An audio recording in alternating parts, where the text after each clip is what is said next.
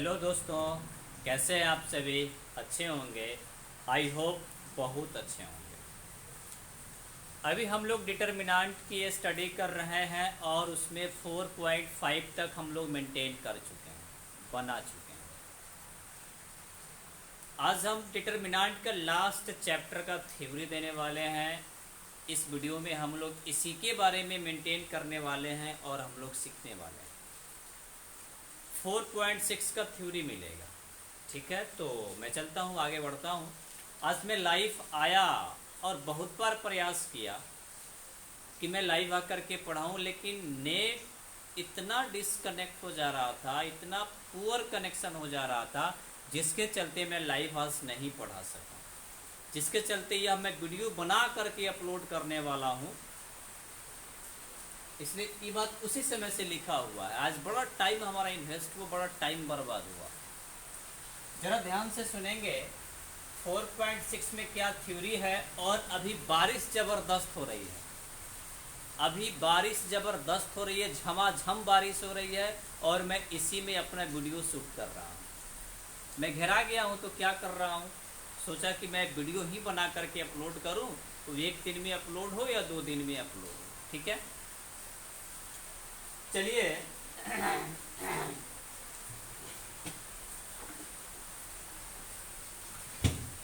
सबसे पहली बात है 4.6 में हमको जानकारी क्या लेनी है, तो सामने लिखा हुआ है solution of system of linear equations bye matrix method. यानी मैट्रिक्स मेथड के द्वारा रैखिक समीकरणों का हल। जो लिखा गया उसका हिंदी भी लिख दिया।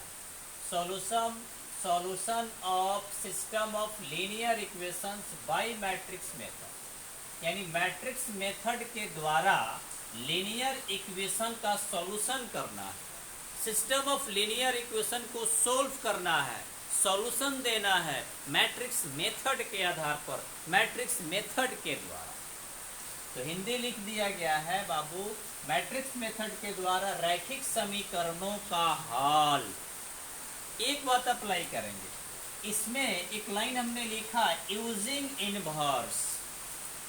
इनवर्स का यूज करना है, यूजिंग इनवर्स, इनवर्स का यूज करना है। यानी मैट्रिक्स मेथड में इनवर्स का यूज होता है।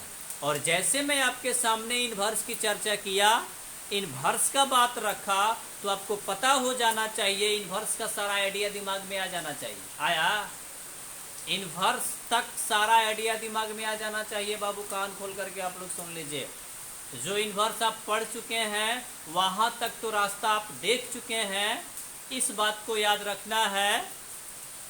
हाँ, चलिए, इसमें एक और लाइन मैंने लिखा, सिस्टम ऑफ इक्वेशंस। जो सिस्टम ऑफ इक्वेशन है, सिस्टम ऑफ इक्वेशन को ऐसे लिखा जाता है ax बराबर b। इस इक्वेशन को आप याद रखेंगे, ax बराबर b। सिस्टम ऑफ इक्वेशन को कैसे लिखा जा सकता है बाबू? ax बराबर b, ax बराबर b। सब आएगा धीरे धीरे, सब लोगों से मैं जान पहचान कराऊंगा, सब लोगों से दोस्ती कराऊंगा। लेकिन यहाँ जरा ध्यान दीजिए, यूजिंग इनवर्स। और इनवर्स के बारे में आप जान चुके हैं। इनवर्स के बारे में भली भांति आप जानते हैं। इनवर्स क्या होता है, इनवर्स किसका निकलता है, इनवर्स किसका नहीं निकलता है, कैसे मैट्रिक्स का इनवर्स फाइंड आउट होता है, कैसे मैट्रिक्स का इनवर्स नहीं निकलता है, ये आप सब जान चुके हैं। लेकिन इस इक्वेशन को मेंटेन करेंगे। सिस्टम ऑफ इक्वेशन को ऐसे भी लिखा जा सकता है, ax बराबर b, ax बराबर b। सब लोगों से मैं जान पहचान कराऊंगा कि a क्या है, x क्या है, b क्या है। 3 सिस्टम यहाँ दिखाई दे रहे हैं। तीनों सिस्टम के बारे में मैं आपसे जान पहचान कराऊंगा कि सर a क्या है, x क्या है, b क्या है। मैं यहाँ बोल रहा हूँ आपके सामने, यहाँ जो a है, मैं केवल a की चर्चा कर रहा हूँ। इसे कहा जाता है गुणांकों का मैट्रिक्स, मैट्रिक्स ऑफ कोएफिशिएंट। गुणांकों का मैट्रिक्स, मैट्रिक्स ऑफ कोएफिशिएंट इसको बोला जाता है। अब गुणांकों का मैट्रिक्स तैयार कैसे किया जाएगा, रास्ते में इंतजार कर रहा है भाई, थोड़ा सा धीरज रखिए आपको। और यहां जो x महाराज हैं, x यह भी एक प्रकार का मैट्रिक्स है, वेरिएबल का मैट्रिक्स है। चर राशि से जो मैट्रिक्स बनेगा उसको x से डिनोट किया जाता है। और यहां जो b महाराज हैं, यह कांस्टेंट का मैट्रिक्स है। अचर राशि जो होगा ना, अचर पद जो होगा, उससे जो मैट्रिक्स बनेगा उसको हम लोग b लिखेंगे, b।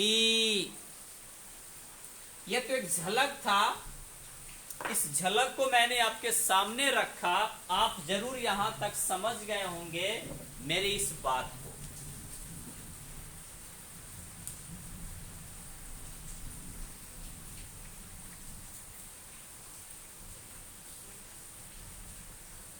लेकिन मैं आप लोगों से थोड़ा सा बेसिकली फंडामेंटल को याद करने वाला हूं कि बाबू, लीनियर इक्वेशंस, लीनियर इक्वेशन के बारे में आप जानते हैं, इसको हिंदी में रैखिक समीकरण कहा जाता है। What is linear equations?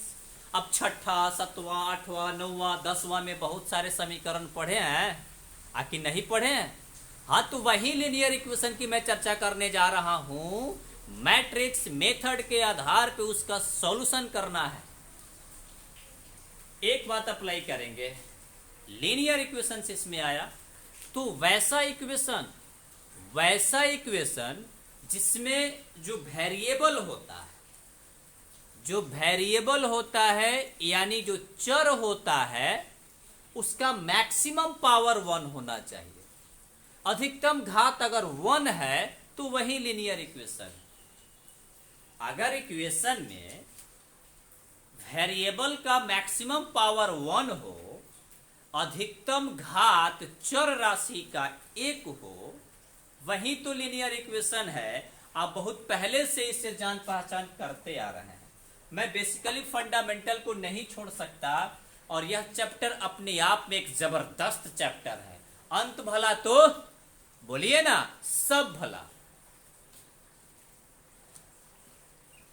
3x + 4 = 8, ऐसा क्वेश्चन, यह भी एक लीनियर इक्वेशन है। और इस लीनियर इक्वेशंस में क्या है, x यहाँ पे चर है, वेरिएबल है, इसका मैक्सिमम पावर देखिए तो 1 है।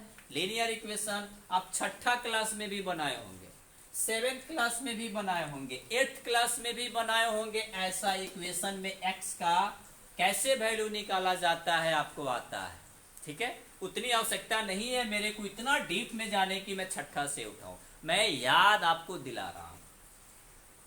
फिर क्या होगा, 2x + 3y = 4, ऐसा क्वेश्चन आपको 9th क्लास के स्टैंडर्ड से मिला होगा। स्टैंडर्ड 9th क्लास में जब आप पढ़े होंगे तो 2 वेरिएबल मिला होगा और लीनियर इक्वेशन आया होगा। 2 वेरिएबल्स में देखिए तो इसका मैक्सिमम पावर 1 है, कुछ पावर नहीं होता है तो 1, और जस्ट x के बगल में जो दिखाई दे रहा है ना, यही कोएफिशिएंट है, यही गुणांक है, यही गुणांक है, यही गुणांक है। यह कांस्टेंट टर्म है, कांस्टेंट अचर पद है, याद रखिएगा।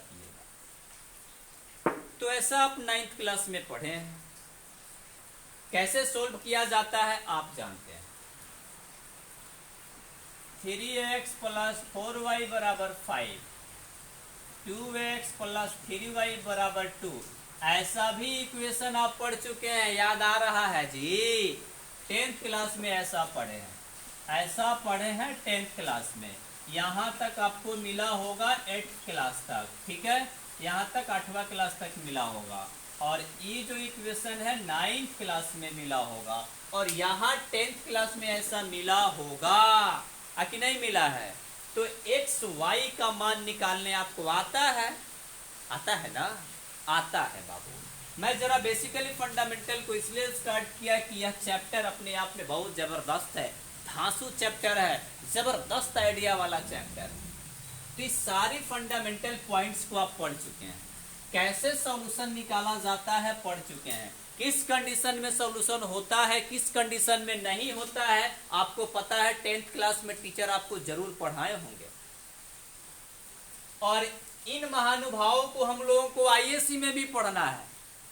इसमें से एक्स वाई का मान ज्ञात करना है मैट्रिक्स मेथड के बेस पे, मैट्रिक्स मेथड के आधार पर, मैट्रिक्स मेथड के बेस पे ऐसे क्वेश्चंस का सॉल्यूशन हमको इसमें करना है। लेकिन इनवर्स का यूज करना है, बात याद रखिएगा बाबू आप लोग। और ऐसे समीकरण आपको आईएससी में भी मिलने वाले हैं, इस चैप्टर में भी मिलने वाले हैं, ठीक है। मैं जरा सा आप लोगों को एक 10th क्लास की बात में याद दिला रहा हूं।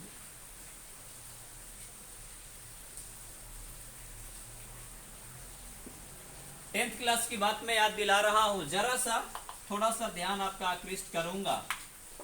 किस कंडीशन में हल होता था, किस कंडीशन में हल नहीं होता था, कब सॉल्यूशन एग्जिस्ट करता था, कब सॉल्यूशन एग्जिस्ट नहीं करता था। इनसे जान पहचान आपको जरूर है, व्यापक रूप स्टैंडर्ड फॉर्म पढ़े होंगे।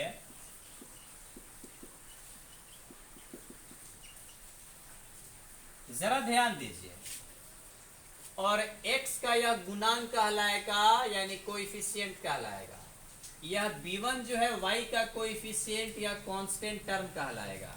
यहाँ a2 जो है x का गुणांक कहलाएगा, यहाँ b2 जो है y का गुणांक कहलाएगा। और लीनियर इक्वेशंस के बारे में ही स्टडी करना है, इस बात को आप याद रखना है आपको। जरा मैं आपसे पूछना चाहता हूं एक और बात। अगर ऐसा समीकरण आप 10th क्लास में पढ़े हैं तो कंडीशन फॉर सॉल्यूशन, सॉल्यूशन का क्या शर्त होता है, उसकी क्या प्रकृति होती है, क्या नेचर होता है, आपको आता है। मैं जरा ध्यान दिलाना चाहता हूं, a1 बट्टा a2 बराबर नहीं हो b1 बट्टा b2, ऐसा कंडीशन तो आपको मिला होगा कि नहीं मिला होगा। जब ऐसा कंडीशन मिल जाता है तो इस कंडीशन में जो होता है ना बाबू, इस कंडीशन में हल होता है, सॉल्यूशन एग्जिस्ट करता है। देखिए दोनों समीकरण में x के गुणांकों का अनुपात है, y के गुणांकों का अनुपात है। देख लीजिए a1 a2 गुणांक है, गुणांक है। चलिए, यानी सॉल्यूशन होता है, इसका हल निकलेगा। कैसा निकलेगा?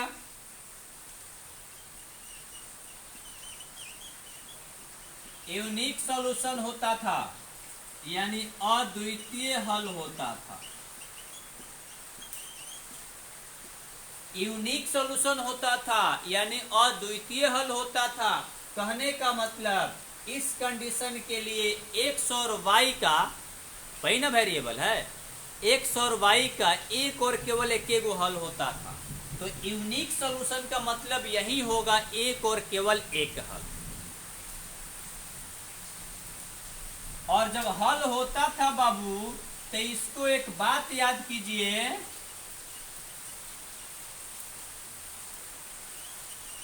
कॉन्सिस्टेंट कहा जाता है।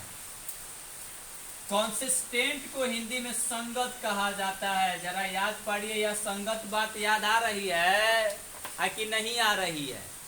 माने उस समय क्या होता था, 10th में हम लोग पढ़े थे, आप लोग पढ़े थे, संगत का मतलब हल होना, असंगत का मतलब हल बोल दीजिए नहीं होना। तो ऐसे कंडीशन में यूनिक सॉल्यूशन होता था, x और y का यूनिक सॉल्यूशन। यूनिक सॉल्यूशन मतलब क्या है यूनिक का? x का एक गो हल और y का एक गो हल, इसी को यूनिक सॉल्यूशन कहा जाता है। और जब सॉल्यूशन है तो कॉन्सिस्टेंट है, जब सॉल्यूशन है तो कॉन्सिस्टेंट है, यानी संगत है, संगत है, संगत है, कॉन्सिस्टेंट, कॉन्सिस्टेंट। याद रखना बाबू।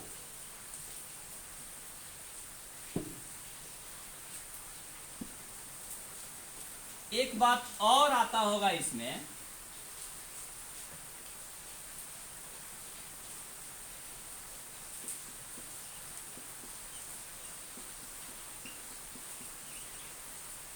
यह भी मिला होगा बाबू A1 बटा A2 बराबर B1 बटा B2 बराबर ना होके C1 बटा C2।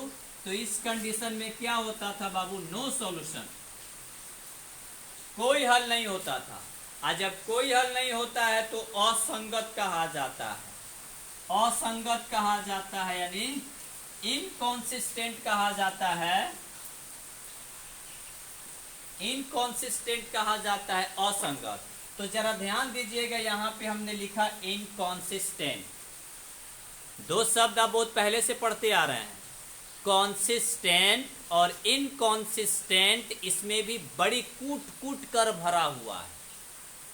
इनकॉन्सिस्टेंट माने असंगत, जिसका कोई सॉल्यूशन नहीं होगा, नो सॉल्यूशन।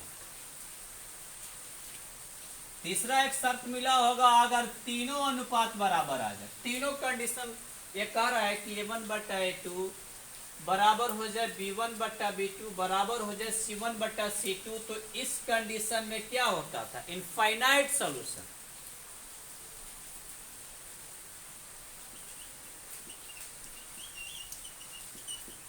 इनफाइनाइट सॉल्यूशन, अनगिनत हल होता है। और जब हल होता है तो कॉन्सिस्टेंट है, जब हल है तो कॉन्सिस्टेंट है, वो चाहे यूनिक सॉल्यूशन हो या इनफाइनाइट मेनी सॉल्यूशन हो। याद रखना बात मेरे बाबू, चाहे यूनिक सॉल्यूशन हो या इनफाइनाइट सॉल्यूशन हो, कॉन्सिस्टेंट सिस्टम होता है, संगत होता है। माने संगत के स्टेप में हल होता है, असंगत के स्टेप में हल नहीं होता है। संगत के स्टेप में हल होता है, असंगत के स्टेप में हल नहीं होता है।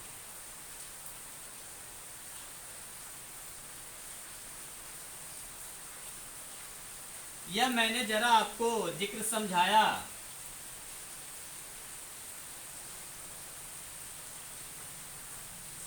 और यह लीनियर इक्वेशन का स्टैंडर्ड फॉर्म है, यह मैंने आपको मेंटेन कर दिया। अब यहां मैट्रिक्स मेथड के आधार पे, मैट्रिक्स मेथड के आधार पे हमको सिस्टम ऑफ लीनियर इक्वेशन का सॉल्यूशन देखना है, हल निकालना है यूजिंग इनवर्स। तो जैसे इनवर्स की बात आती है, जैसे इनवर्स की चर्चा आती है, वहां तक निकालने आपको आता है। इनवर्स जो होता है ना, यूनिक होता है। इनवर्स का भी जो आंसर आता है यूनिक सॉल्यूशन देता है। एक एक हल अभी तक आप निकाले हैं क्या? किसी भी क्वेश्चन में इनवर्स का आंसर 2 को 3 को निकाले हैं? नहीं, एक एक सॉल्यूशन न निकाले हैं तो उसको भी यूनिक सॉल्यूशन कहा जाता है। इनवर्स का भी यूनिक सॉल्यूशन निकलता है। इनवर्स का भी एक और केवल एक हल होता है बाबू। कान खोलकर दिमाग में सेट कर लीजिए और बैठा लीजिए इसे।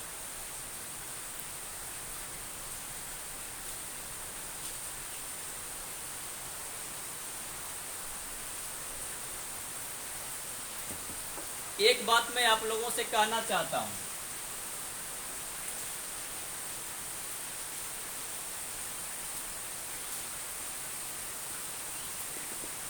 अब लीनियर इक्वेशन पे हम कंसीडर करेंगे, विचार करेंगे। लीनियर इक्वेशन पे हम कंसीडर करेंगे यानी कुछ विचार किया जाए, इसलिए कि मैट्रिक्स मेथड के आधार पे हम लोगों को सॉल्यूशन करना है। अब कैसे मैट्रिक्स मेथड के आधार पे सॉल्यूशन होता है, याद रखिए, उसी पे कुछ विचार हम कर रहे हैं।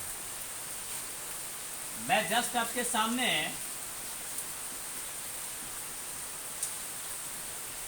ax बराबर b कहीं लिखा था। यह गुणांकों का मैट्रिक्स है। गुणांकों से जो मैट्रिक्स बनेगा वह a होगा, आपको मानना पड़ेगा। वेरिएबल का जो मैट्रिक्स होगा उसे x मानना पड़ेगा, और कांस्टेंट का जो मैट्रिक्स होगा उसे b मानना पड़ेगा। तो जरा मैं वही काम करने वाला हूँ। यह लीनियर इक्वेशन दिया हुआ है, इस पे कुछ विचार किया जाए। मैं विचार कर रहा हूँ तो आप भी विचार करेंगे। बारिश बड़ी झमाझम है।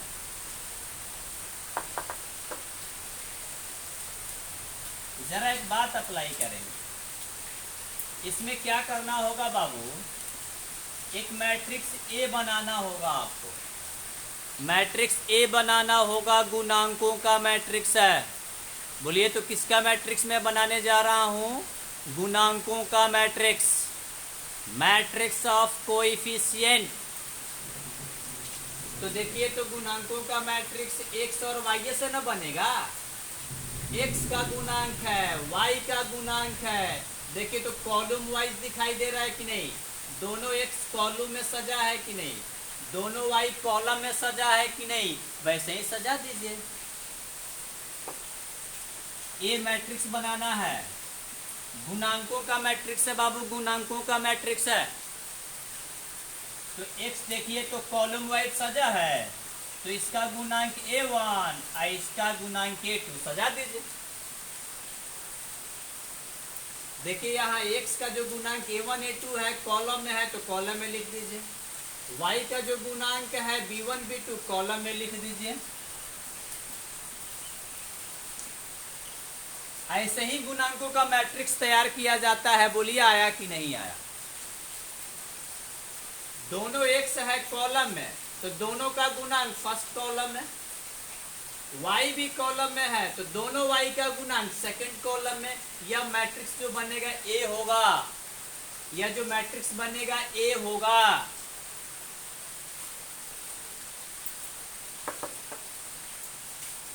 अब यहां जो x मैट्रिक्स बनेगा वेरिएबल का मैट्रिक्स, तो कोई गो चर तारा दिखाई देता है में हो? कोई गो चर आपको दिखाई दे रहा है? 2 गो कि 3 गो? 2 गो, एगो x एगो y, और उसको भी कॉलम में सजा दीजिए। यह हो गया वेरिएबल का मैट्रिक्स। अब आ गया b यानी कांस्टेंट का मैट्रिक्स। तो b यानी कांस्टेंट कौन दिखाई दे रहा है? c1 c2 कांस्टेंट है। c1 c2 के जगह पर जो रहेगा कांस्टेंट है, ऐसे भी कॉलम वाइज सजा दीजिए।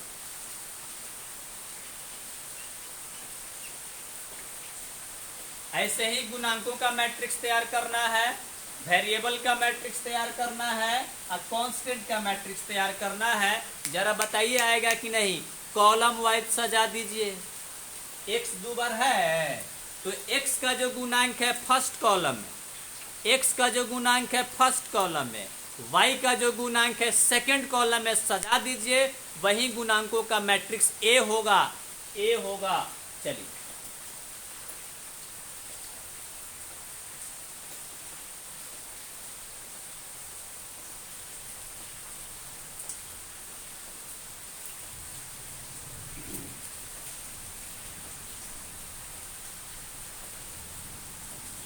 आएगा कि नहीं? ऐसा मेंटेन करने आएगा कि नहीं? ए मैट्रिक्स बनाने आएगा, एक्स मैट्रिक्स बनाने आएगा और बी मैट्रिक्स बनाने आएगा कि नहीं? यह गुणांकों का मैट्रिक्स है, गुणांकों का मैट्रिक्स है। यह वेरिएबल का मैट्रिक्स है, यह कांस्टेंट का मैट्रिक्स है। आया कि नहीं आया? कॉलम वाइज सजाओ ना भाई, कॉलम वाइज सजाओ ना भाई। आप कहिएगा कैसे ये सजा दिया हमको, फिर उतना लाके बताइए। अति उत्तम। मैट्रिक्स का मल्टीप्लिकेशन जानते हैं, इक्वालिटी वाला रूल जानते हैं, बस हो तो गया। भाई देखिए तो कोई वो कॉलम है C, कोई वो रो है 2 गो, तो इसका C या इसका R बराबर है कि नहीं? CR बराबर भाग जाता है। ट्रिक मेरा याद है आपको? आज जब CR बराबर भाग जाता है यानी पहिलका का C दूसरका का R बराबर है, तो गुना करने की प्रक्रिया जानते हैं रूम में? बोलिए ना, रूम में कौन है? देख लीजिए। इक्वालिटी वाला रूल आपको आता है, फर्स्ट रो का इक्वल फर्स्ट रो होगा, फर्स्ट रो फर्स्ट रो के बराबर होगा, सेकेंड रो सेकेंड रो के बराबर होगा।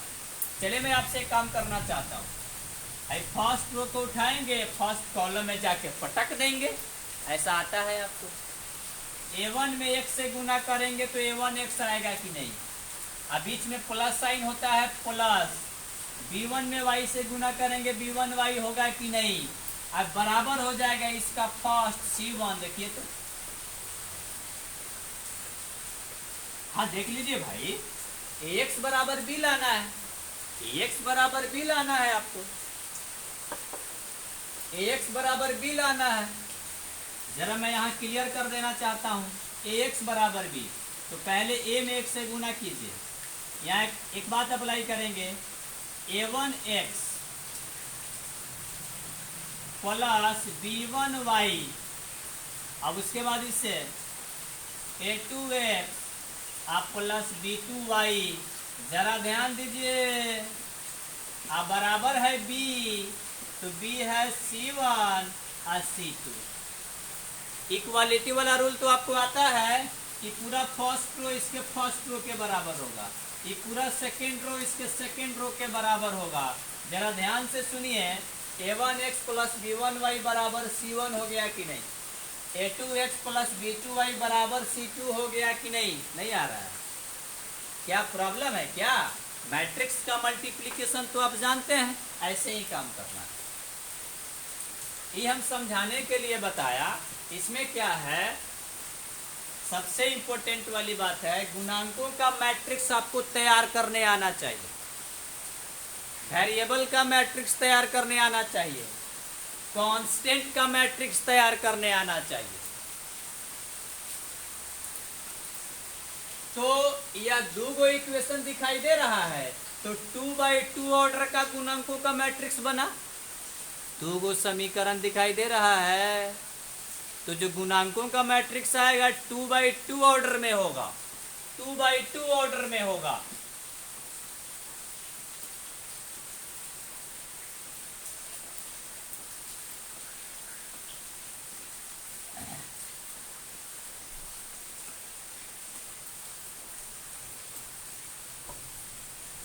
जरा एक बात ध्यान दीजिए,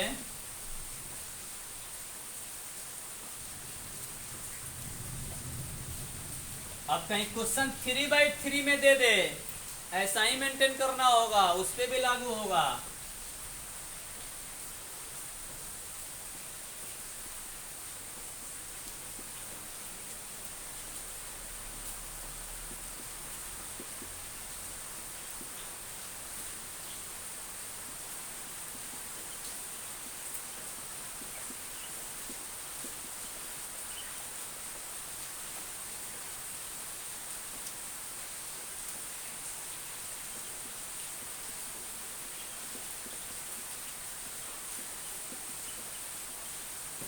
अब देखिए, ऐसा भी क्वेश्चन मिलेगा आपको जो मैट्रिक में नहीं मिला था।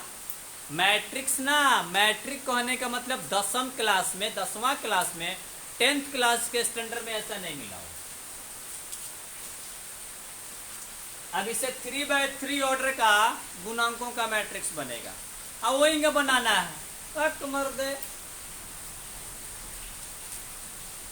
लेट ए बराबर, सब एक्स है, कोई को एक्स आया है 3 गो, तो तीनों गुणांक को फर्स्ट कॉलम में लिखिए, y के गुणांक को सेकंड कॉलम में, z के गुणांक को तीसरा कॉलम में। यह हो गया गुणांकों का मैट्रिक्स, बोलिए बनाने आएगा कि नहीं? यह हो गया गुणांकों का मैट्रिक्स, बोलिए बनाने आएगा कि नहीं?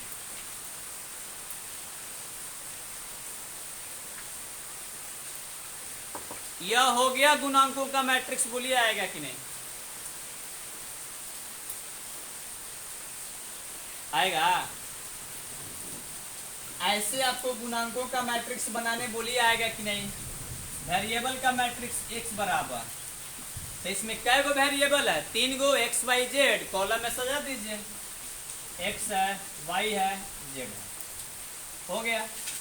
अब b वाला सजाने नहीं आएगा, कांस्टेंट मैट्रिक्स बनाने नहीं आएगा,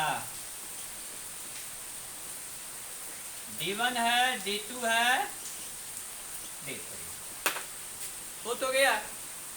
यह सबसे इंपॉर्टेंट काम है, यह सबसे इंपॉर्टेंट काम है, गुणांकों का मैट्रिक्स तैयार करना। इसमें 3/3 ऑर्डर में आएगा। जो वेरिएबल मैट्रिक्स है x बराबर तैयार करेंगे, उसको कॉलम में ही सजाएंगे, x y z, constant matrix यानी बी जो बनाएंगे उसको भी कॉलम में रखेंगे D1 D2 D3। बोलिए समझ में आया कि नहीं?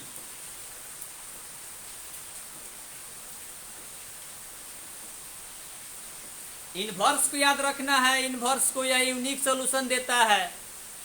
इनवर्स का एक और केवल एक गो हल होता है।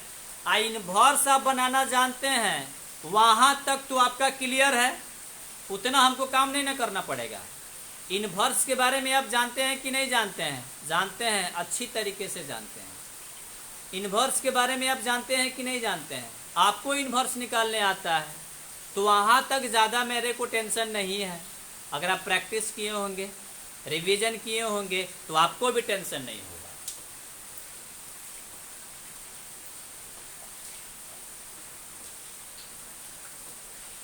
और इनवर्स जो होता है केवल नॉन सिंगुलर मैट्रिक्स का ही निकलता है, सब आप जानते हैं।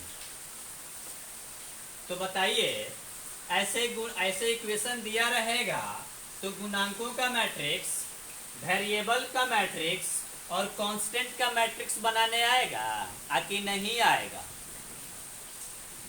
कमेंट कर दीजिएगा।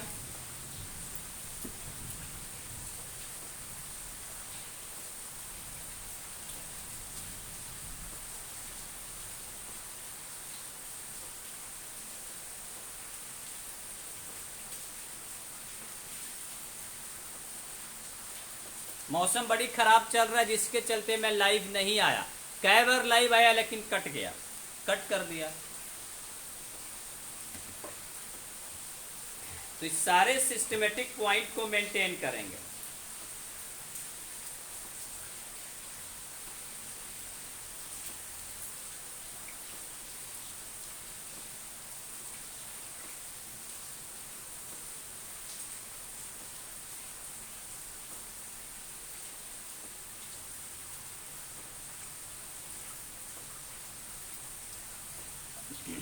सिस्टम को मेंटेन करना है। मैट्रिक्स मेथड याद रखना है आपको।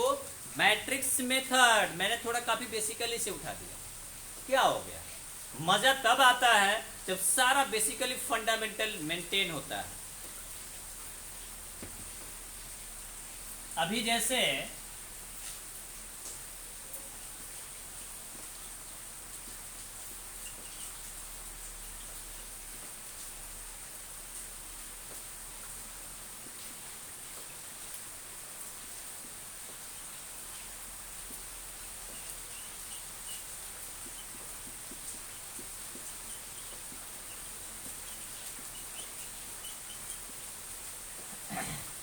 अब देखिए, सिस्टम ऑफ इक्वेशन को ऐसे ही लिखा जाता है ax बराबर b।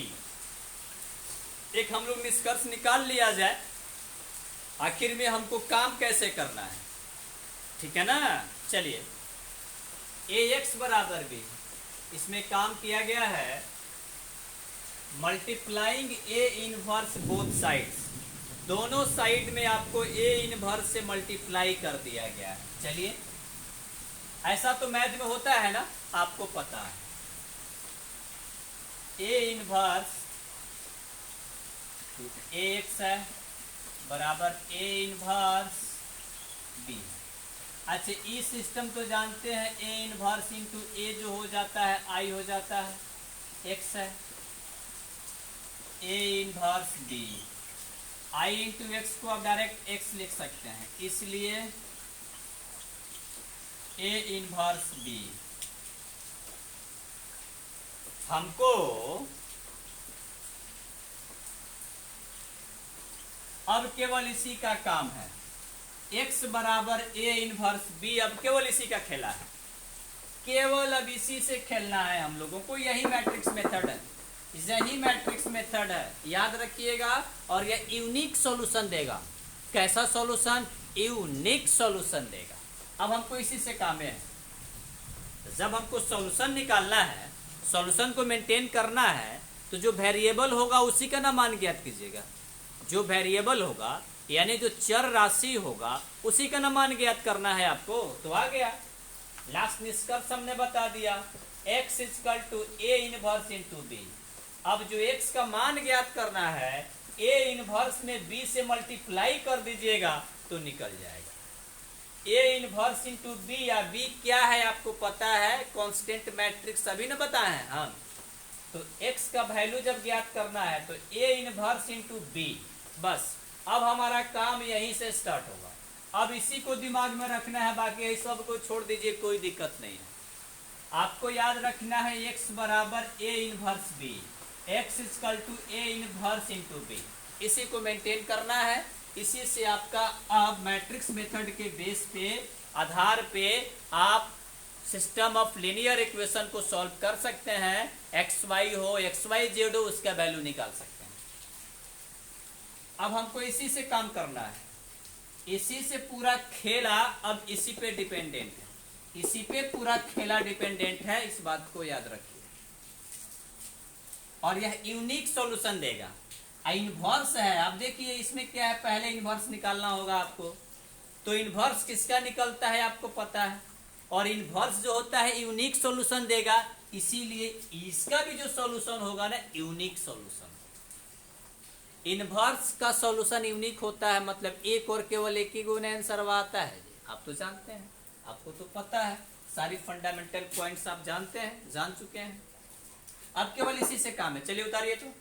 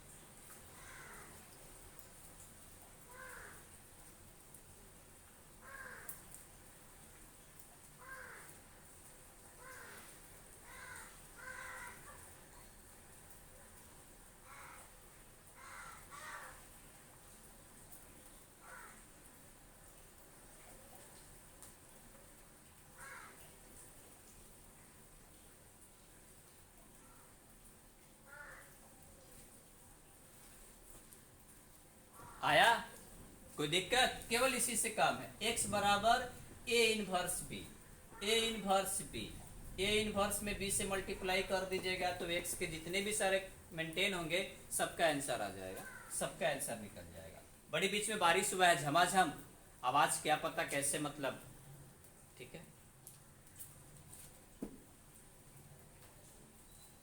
तो इसमें आ गया इनवर्स। इनवर्स निकलता किसका है, आता है आपको नॉन सिंगुलर मैट्रिक्स का।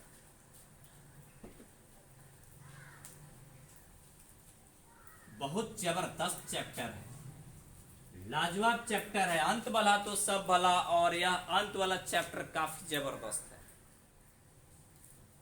अब पहले से भी कुछ जान पहचान है इनसे 10th क्लास में।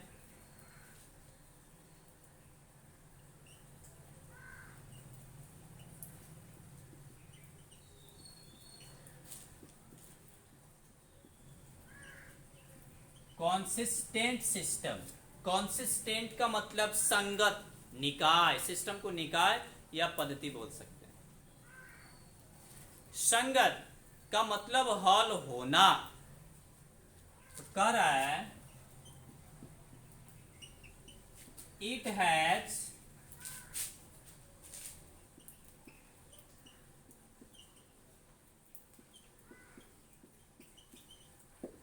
एनी सॉल्यूशन, कोई भी सॉल्यूशन हो सकता है।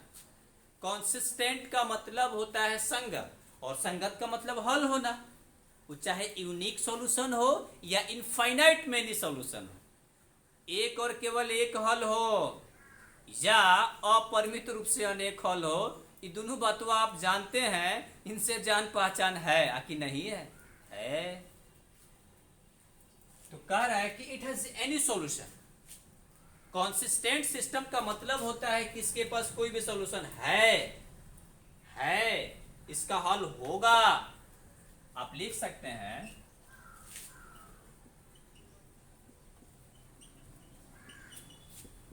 System of linear equation has system of linear equation has any solution is called consistent system.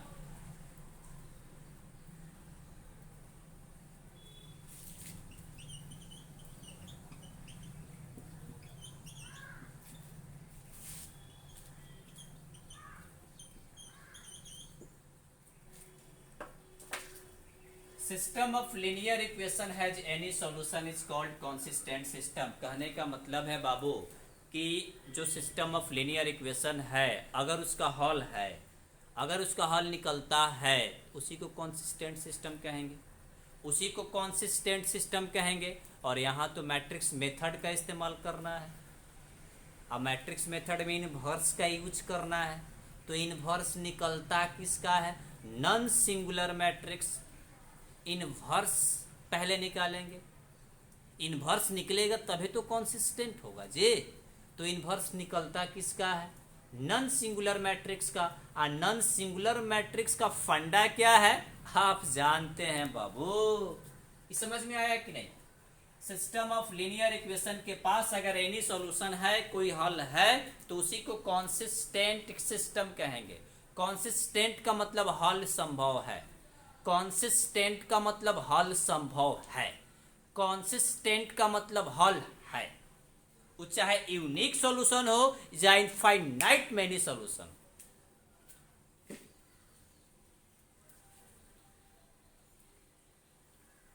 तो इसमें क्या करेंगे?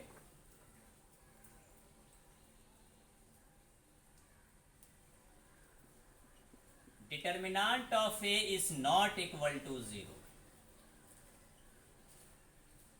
इनवर्स का मेथड अप्लाई करना है, इनवर्स को अप्लाई करना है, तो इनवर्स जिसका निकलेगा वही ना कॉन्सिस्टेंट सिस्टम देगा जी। इनवर्स किसका निकलता है? तो नॉन सिंगुलर मैट्रिक्स का। और नॉन सिंगुलर मैट्रिक्स क्या होता है? यहां फंडा है, determinant of A is not equal to 0। अगर डिटर्मिनेंट का वैल्यू 0 के बराबर नहीं है, अगर डिटर्मिनेंट ऑफ ए का वैल्यू 0 नहीं है, 0 नहीं है, तो नॉन सिंगुलर होगा और उसका इनवर्स निकलेगा। और इस स्टेप में वह system of linear equation consistent होगा। तो कॉन्सिस्टेंट सिस्टम कब होगा?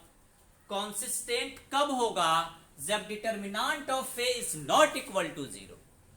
डिटर्मिनेंट ऑफ ए अगर 0 के बराबर नहीं है, determinant of A is not equal to 0, determinant of A अगर 0 नहीं है, तब जाकर कॉन्सिस्टेंट सिस्टम होगा। और इस कंडीशन में इनवर्स फाइंड आउट होगा, इनवर्स निकलेगा। आई बात समझ में? आकि नहीं आई?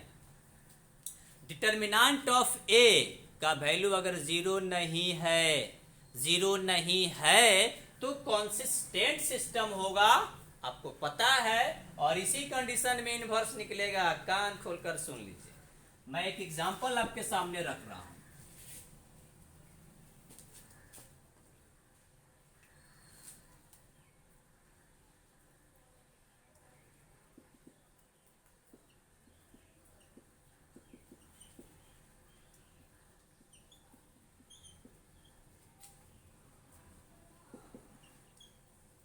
यह एक इक्वेशन आ गया, लीनियर इक्वेशन है, देख लीजिए। आज 2 वेरिएबल है, ठीक है ना? आज 2 इक्वेशन दिखाई दे रहा है, तो एक बात अप्लाई करना है। ऐसा जब भी आप इक्वेशन देखेंगे तो 3 मैट्रिक्स आपको बनाना है। पहला मैट्रिक्स गुणांकों का मैट्रिक्स, वेरिएबल का मैट्रिक्स, दूसरा, तीसरा कांस्टेंट का मैट्रिक्स। आएगा कि नहीं आएगा फंडा पहले ही सिखा चुका हूं। तो चलिए बना लिया जाए। समझिए कि क्वेश्चन बनाते वक्त भी ऐसे ही काम करना है। लेट पहले हम गुणांकों का मैट्रिक्स तैयार करेंगे। तो गुणांकों का मैट्रिक्स में क्या क्या आएगा? एक्स का गुणांक, वाई का गुणांक, एक्स का गुणांक, वाई का गुणांक, x का गुणांक, y का गुणांक, और दोनों के गुणांकों को कॉलम वाइज एडजस्ट करेंगे, कॉलम वाइज सजा देंगे। x है देखिए, तो यहाँ गुणांक कुछो नहीं खे, एक बाहो एक ले ला, हाई x के गुणांक 2 बा, y के फर्स्ट गुणांक 2 है, अब प्लस है तो फर्स्ट छिप जाता है, y का गुणांक यहाँ 3 है। बोलिए इससे गुणांकों का मैट्रिक्स तैयार करने आया कि नहीं? यही ना बनाना है। यहां देखिए तो एक कॉलम में दिखाई दे रहा है, तो इन दोनों गुणांक को फर्स्ट कॉलम में, y का जो गुणांक है इन दोनों को सेकंड कॉलम में, तो यही हो गया गुणांकों का मैट्रिक्स। और गुणांकों का मैट्रिक्स तैयार करने बाबू आपको आना चाहिए। हमको कॉन्सिस्टेंट को जांच करना है, तो कॉन्सिस्टेंट माने कब कॉन्सिस्टेंट होगा और कब इनकॉन्सिस्टेंट होगा, इसको जांच करने के लिए आपका काम केवल गुणांकों का मैट्रिक्स बनाने से ही चल जाएगा। लेकिन आप क्या काम करेंगे, x भी निकाल लीजिए, x है y है, सबको कॉलम में रखेंगे, वेरिएबल का मैट्रिक्स बनाने चलेंगे तो x y को कॉलम में रखेंगे। अब b जो है कांस्टेंट का मैट्रिक्स है, कांस्टेंट से मैट्रिक्स बनाना है, तो देखिए 5 और 2 है 5 2।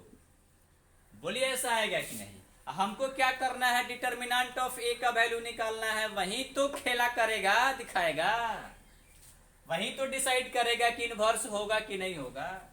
इनवर्स निकलेगा तब तो मैट्रिक्स मेथड का इस्तेमाल करके इसमें जो एक्स वाई है उसका आप सॉल्यूशन कर सकते हैं।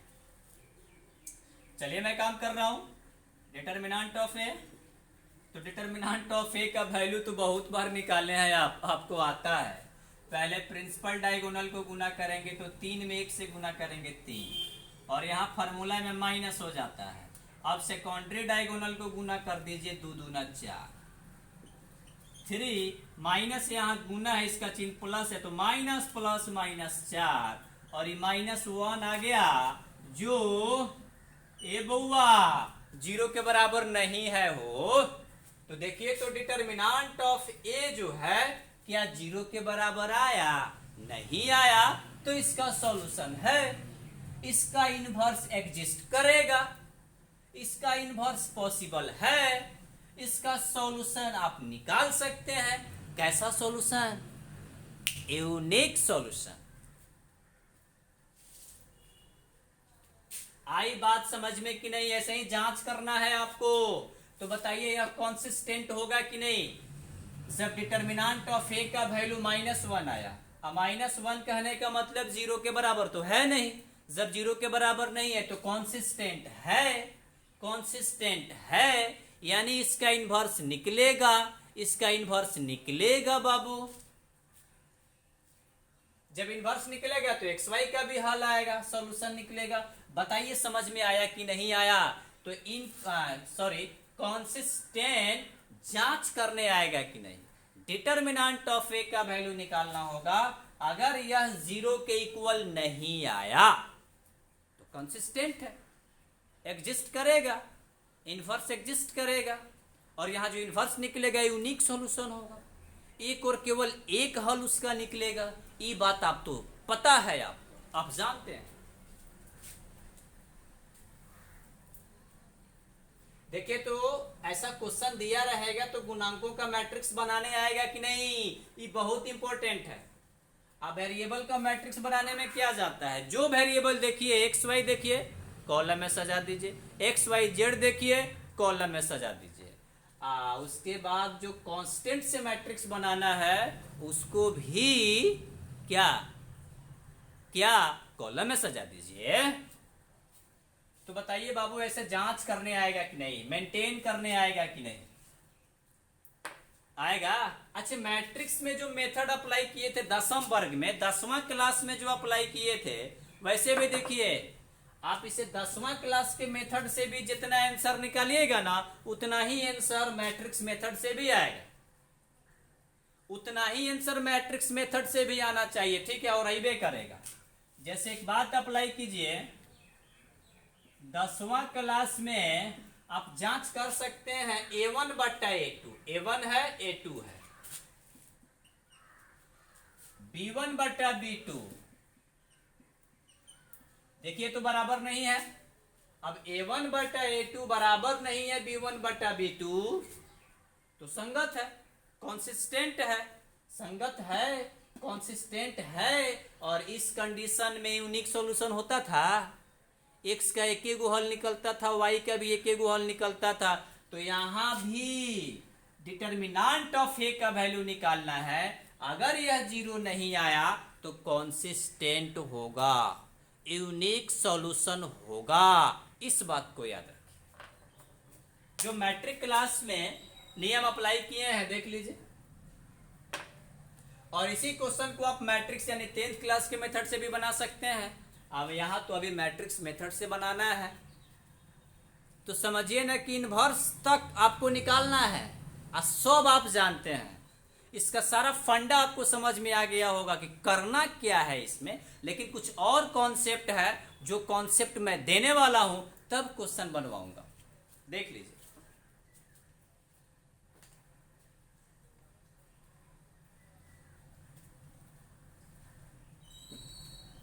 ऐसे का उल्टा हो जाएगा इनकॉन्सिस्टेंट।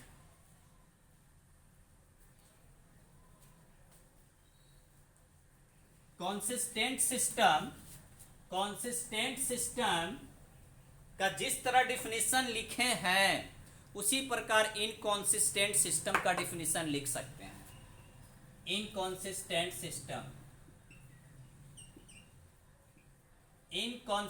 सिस्टम यानी आप डायरेक्ट जानिए ना, determinant of A equal to 0।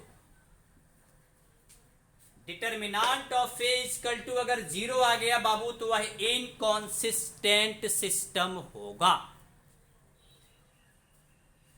लेकिन इसमें दो बात आ जाता है, हम सिखाएंगे नेचर ऑफ सॉल्यूशन जब पढ़ाएंगे तो उसमें जिक्र मैं करूंगा। लेकिन अभी इतना जान जाइए, डिटर्मिनेंट ऑफ ए का वैल्यू अगर 0 आ जाता है तो यह सिंगुलर मैट्रिक्स हो गया, और इस कंडीशन में इनवर्स आप फाइंड आउट नहीं कर सकते हैं। जब इनवर्स निकलवे नहीं करेगा तो क्या आप निकाल सकते हैं सॉल्यूशन? Not possible. लेकिन डिटर्मिनेंट ऑफ ए बराबर 0 नहीं हो तो उसी को इनकॉन्सिस्टेंट सिस्टम कहा जाता है। आज जैसे इसका एग्जांपल लिए हैं वैसे यहां भी बना सकते हैं। लेकिन ऐसा फंडामेंटल पॉइंट अगर आ गया तो इसमें दो बात छिपा हुआ है, जब हम नेचर ऑफ सॉल्यूशन पढ़ाएंगे तब वहां पे एक्सप्लेन करेंगे। अभी इतना जान जाइए कि डिटर्मिनेंट ऑफ ए का वैल्यू अगर 0 के बराबर आ गया, डायरेक्ट 0 आ गया, इनकॉन्सिस्टेंट सिस्टम होगा। माने इस कंडीशन में सॉल्यूशन एक भी नहीं होगा, इस बात को याद रखिएगा। लेकिन इनमें दो कंडीशन छिपा हुआ है, दो शर्त छिपा हुआ है। जब हम नेचर ऑफ सॉल्यूशन पढ़ाएंगे, हल की प्रकृति पढ़ाएंगे, तब जाकर के उसमें काफी क्लियर हो जाएगा।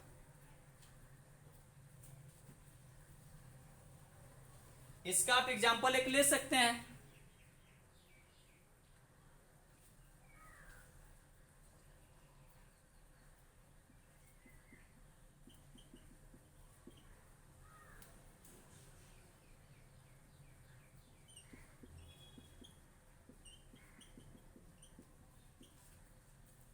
चलिए, तो सबसे पहले काम क्या करना है? गुणांकों का मैट्रिक्स तैयार करना है। तो गुणांकों का मैट्रिक्स x और y का ना गुणांक से बनाइएगा। तो x का जो गुणांक होगा उसको फर्स्ट कॉलम में, y का जो गुणांक होगा उसे सेकंड कॉलम में, और कहीं z आ गया तो थर्ड कॉलम में। चलिए 2 और 4, 3 और 6 ऐसे बनाने आएगा कि नहीं? बोलो ना हो बाबू, गुणांकों का मैट्रिक्स बनाने आएगा कि नहीं?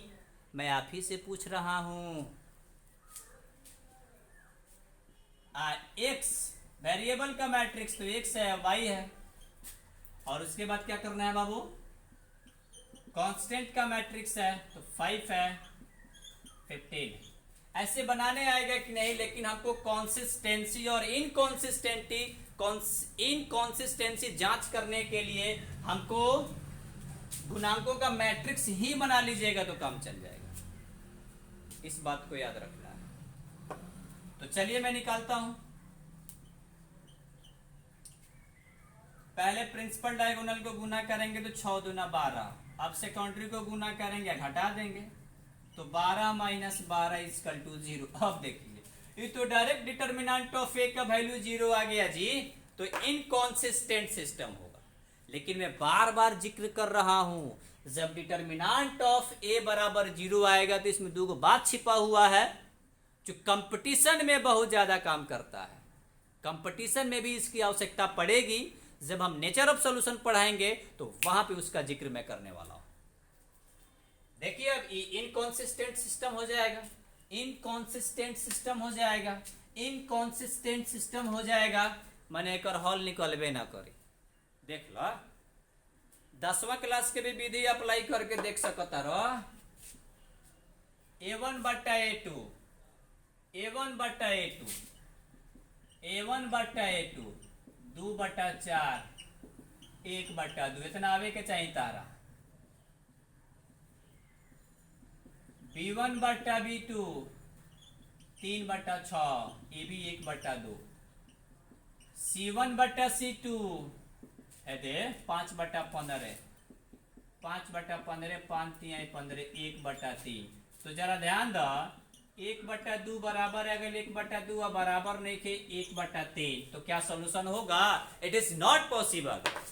मैंने एक और सॉल्यूशन ना हुई, ये इनकॉन्सिस्टेंट हो जाएगा। 10th क्लास का जो मेथड है वैसे भी इस्तेमाल करेंगे तो इसका नो सॉल्यूशन होगा, और मैट्रिक्स विधि का भी अप्लाई कीजिएगा तो इसका सॉल्यूशन नहीं होगा। लेकिन मैं बार बार कह रहा हूं कि अगर ऐसा ऑप्शन आ गया, अगर डिटर्मिनेंट ऑफ ए 0 के बराबर आ गया, तो इसमें दो शर्त छिपा हुआ है। जब मैं नेचर ऑफ सॉल्यूशन पढ़ाऊंगा तो वहां पे एक्सप्लेन करने वाला हूं, ठीक है? तो बाबू बस आज मैं क्लास को स्टॉप कर रहा हूं, ठीक है? फिर मिलते हैं नेक्स्ट वीडियो में हम लोग, नेक्स्ट पार्ट में। अब मैं लाइव ही आने का प्रयास करूंगा। क्या कीजिएगा, वेदर खराब होने के चलते, मौसम खराब होने के चलते बाबू हमको भी बड़ी तकलीफ उठानी पड़ी है। आज मैं यहाँ 9 बजे से हूँ, 9 बजे से हूँ, और अभी टाइम 2 बज गया। एक लाइव क्लास पढ़ाने के लिए मैं 9 बजे से यहाँ पर हूँ, और लाइव क्लास सक्सेस नहीं हो पाया है, जिसके चलते इतना लंबा वीडियो हमको बनाना पड़ा। और यह वीडियो हमको लगता है कि 7-8 GB में होगा, 9 GB में होगा। तो मैं प्रयास करूंगा डाउनलोड, मतलब इसको अपलोड करने के लिए। क्या कीजिएगा? तो ठीक है बाबू, बस आप इसका रिवीजन करते रहिएगा। आज इतना ही, बेस्ट ऑफ लक।